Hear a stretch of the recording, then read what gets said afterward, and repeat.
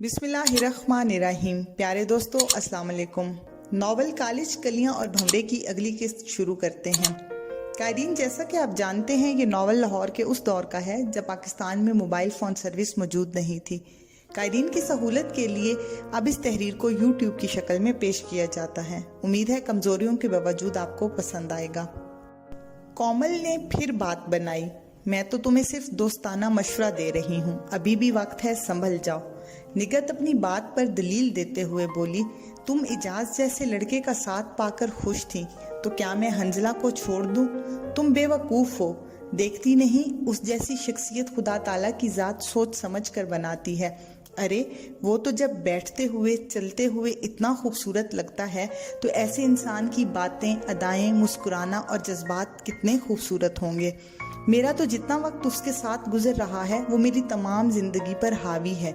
मैं चाहती हूँ आजकल का वक्त जितना तवील हो सके कम है, और जब ये वक्त ख़त्म हो जाएगा तो मैं इस वक्त की यादों के सहारे ज़िंदगी गुजार लूँगी। कोमल उसकी दलीलों के सामने हथियार डालते हुए बोली, ठीक है, जैसे तुम्हारी मर्जी, मैंने तो तुम्हें हकीकत बता दी। अब तुम जो चाहे करो, अब काफ़ी देर हो गई है, चलो आप क्लास की तरफ चलते हैं। ये कहकर वो वहाँ से उठ गई। इसके साथ निगत भी उठी और क्लास की तरफ चलने लगी। जब वो क्लास में पहुंची तो क्लास ख़त्म हो चुकी थी।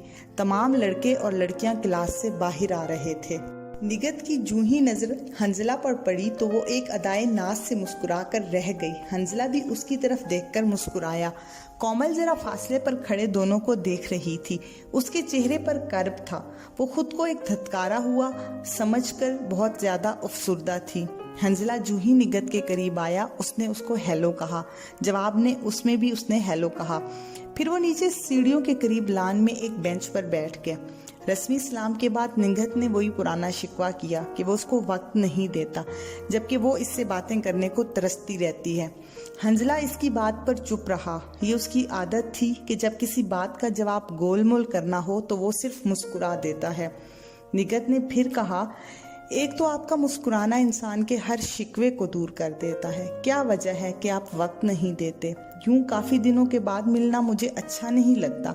मैंने तो सुना है कि आप इजाज का उसकी सियासत में साथ नहीं देते, कभी मीटिंग अटेंड नहीं करते, तो फिर कौन सी मजबूरी है? हंजला उसके बार बार सवाल करने पर जवाब देते हुए बोला, निगत, मुझे अपनी गेम से बहुत प्यार है। मैं सुबह शाम उसकी तैयारी करता रहता हूँ, इसीलिए वक्त पर खाना, वक्त पर आराम और सुकून की ज़रूरत होती है। गेम से 4 घंटे पहले खाना खाना ज़रूरी होता है, फिर आराम करना भी लाजमी है।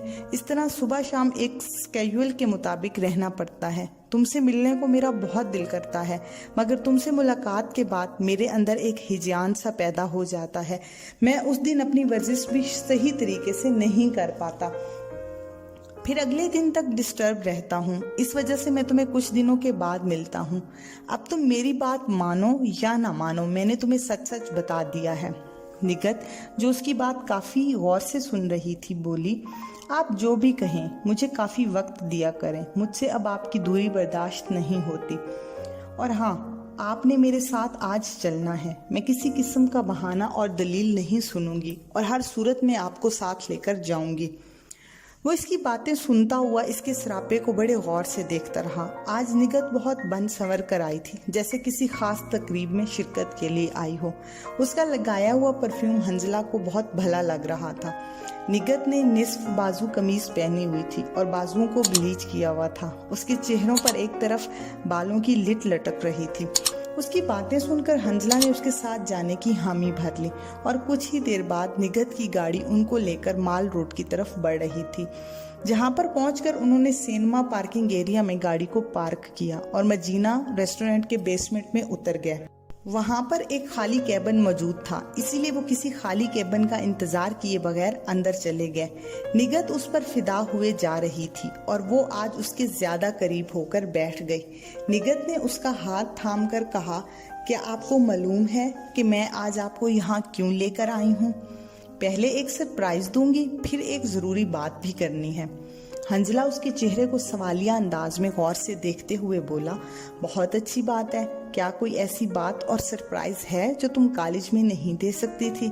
निगत ने कहा, हाँ, कुछ ऐसी ही बात है। अच्छा तुम अंदाजा लगाओ क्या बात हो सकती है। अगर तुमने बता दिया तो मैं तुम्हारे हवाले, और अगर ना बता सके तो तुम मेरे हवाले। क्या ये शर्त मंजूर है? वो इसके बेबाकाना अंदाज को वाज़िह तौर पर महसूस कर रहा था। बात उसकी समझ में किसी हद तक आई और किसी हद तक ना आई, लेकिन समझाने के अंदाज में कहने लगा, मुझे मंजूर है, मगर तुम बात बताओ। मुझे सरप्राइज और दोनों बातों के मुतालिक तजस्सुस हो रहा है। निगत बोली, अभी आप यहीं बैठे, मैं आती हूँ। ये कहकर वो चली गई। हंजला का तजस्सुस मजीद बढ़ गया। थोड़ी देर बाद जब वो आई तो उसके हाथ में एक काफ़ी बड़ी पैकिंग का डब्बा था। निगत ने उसको टेबल पे रखते हुए कहा, अब बताएं क्या सरप्राइज है और बात क्या है। अगर ना बता सके तो हवाले करने वाली शर्त मानना पड़ेगी। वो इस डब्बे को गौर से देखता रहा, फिर शशो पंज में होठों पर तबस्सुम लिए कभी पैकिंग और फिर कभी निगत के चेहरे को देखता। फिर उसने कहा, मैं मानता हूं मैं नहीं समझ सका कि क्या सरप्राइज है और क्या बात है। निगत उसकी बात पर चहक कर बोली, जनाब, हार मानने का मतलब सिर्फ हार मानना नहीं बल्कि खुद को मेरे हवाले करना भी एक शर्त थी। हंजला ने कहा, देखो भाई, मैं तुम्हारे साथ हूँ तो क्या तुम्हारे हवाले नहीं हूँ, या मैं इस वक्त होटल के मैनेजर या कॉलेज के प्रोफेसर के हवाले हूँ। इतने में हल्की सी दस्तक हुई। वेटर मेन्यू लाया। निगत ने उसको ऑर्डर दिया और वो चला गया। निगत सजे हुए डब्बे की पैकिंग खोलने लगी और शरारती नज़रों से हंजला को देखे जा रही थी। जब उसने डब्बा खोला तो उसमें बहुत ही खूबसूरत केक था और उस पर तहरीर पढ़कर हंजला हैरान हो गया। उस पर लिखा था, happy birthday to you my love, और साथ ही एक खूबसूरत कार्ड भी था। हंजला को हरगिज याद ना था कि उस दिन उसकी 21वीं सालगिरह है। वो कुछ देर तक तो हैरानों से शशदर कभी केक और कभी निगत को देखता, फिर जरा संभल कर बोला, आपको किसने बताया कि आज मेरी सालगिरह है? ये तो मुझे भी याद ना था और ना ही कभी मैंने अपनी सालगिरह मनाई है। निगत अदाए नाज से बोली, ये तो मुझे बहुत अरसा पहले मालूम था। यहाँ से कॉलेज के रिकॉर्ड से आपकी मैट्रिक की सनद की फोटोकॉपी निकलवा कर उससे तारीख पैदाइश भी देख ली थी, और कई दिनों से इंतज़ार के बाद आज ये दिन आया कि मैं आपको सरप्राइज और गिफ्ट पेश करूँ। और मुझे इंतहाई खुशी हो रही है कि मैं आपको सरप्राइज और एक मुबारकबाद देने के लिए इतने खूबसूरत माहौल में तन्हा मौजूद हूँ। वो उठी और माजरत करते हुए बाहर गई। वापसी पर उसके हाथ में एक बहुत बड़ा शॉपर था। उसने इसमें से फूलों का बना हुआ एक खूबसूरत गुलदस्ता निकाला। निगत को मालूम था कि हंजला चमेली के फूलों को बहुत पसंद करता है, इसीलिए उसने खास इन्हीं का स्पेशल गुलदस्ता बनवाया। हंजला उसका ये रवैया देखकर बहुत खुश हुआ। उसे बहुत अच्छा लगा कि निगत उसका इस कदर ख्याल रखती है। चमेली के फूलों की खुशबू और इस जैसी निगत के परफ्यूम ने कैबिन के माहौल को बहुत रोमांटिक बना दिया था। हंजला ने गुलदस्ता वसूल करके निगत का शुक्रिया अदा किया। वो कुछ लम्हे सोचने के बाद बोला, निगत, तुम बहुत प्यारी हो और प्यार करने वाली हो। तुम्हारा इस तरह ख्याल रखना, मुझे मिलने के लिए बेचैन रहना और फिर मेरी खुशियों के लिए इस तरह का सरप्राइज देना, ये सब मुझे बहुत प्यारा लगा। तुम वाकई ही बहुत प्यारी और अनोखी हो। मुझे तुम्हारी दोस्ती पर फख्र है। मैं तो ये सोच रहा था कि मैं तुमसे दूर रहकर कैसे खुश था। अगर मैं ज़िंदगी का तज्जिया करूं तो आजकल के दिनों से मेरा माजी बहुत कम खूबसूरत था। आजकल तुम्हारे साथ सारी दुनिया खूबसूरत सी लगने लगी है। तुम्हारा ये प्यार का अंदाज मुझे ज़िंदगी भर याद रहेगा। वो फरते जज्बात में निगत की तारीफें किए जा रहा था और निगत मुस्कुराते हुए अदाए नाज से देख रही थी। उसके चुप होते ही निगत बोली, आपका यूं जज्बाती होना मुझे बहुत अच्छा लगा, और सच पूछो तो आपके इसी प्यार के लिए मैंने मुश्किल से ये मौका बनाया। क्या सिर्फ बातों में वक्त गुजारेंगे या फिर केक भी काटेंगे? हंजला ने मोमबत्ती को फूंक मारकर बुझाया। निगत ने हल्की सी ताली बुझाते हुए मुतरन्नम आवाज में कहा, happy birthday to sweet Hanzala. Nighat और हंजला ने छुरी को पकड़कर केक काटा और फिर निगत ने केक का एक टुकड़ा उठाकर उसके मुंह में दिया। इसी तरह केक खाते हुए बातें करने लगे। निगत अपना पर्स खोलने लगी तो हंजला ने पूछा वो क्या निकालना चाहती है, मगर वो चुप रही। फिर उसने पर्स की साइड पॉकेट से एक खूबसूरत की रिंग निकाली और उसको देते हुए कहा, आपकी सालगिरह पर मेरी तरफ से आपके लिए ये तोहफा है। हंजला ने हैरानगी से पूछा, ये किस चीज़ की चाबी है? निगत ने जवाब दिया, आप अक्सर मोटरसाइकिल चलाते हैं। जब भी आपको गाड़ी की ज़रूरत पेश आती है तो आप इजाज़त से लेते हैं। सबसे बड़ी बात ये कि मोटरसाइकिल चलाते हुए आपके बालों में मट्टी उलझ जाती है, फिर गर्द और धुआं आपकी आंखों में पड़ता है। मुझे अच्छा नहीं लगता, इसीलिए मेरी तरफ से सुजुकी कार का तोहफा कबूल करो।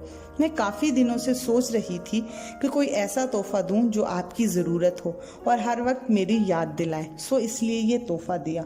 हंजला एक लम्हे के लिए सोच में डूब गया। जी तो दोस्तों, आज की किस्त यहीं तक थी। उम्मीद है आपको पसंद आई होगी। नावल का बकिया हिस्सा आप अगली किस्त में पढ़ और सुन सकते हैं। इजाज़त दीजिए, अल्लाह हाफिज़।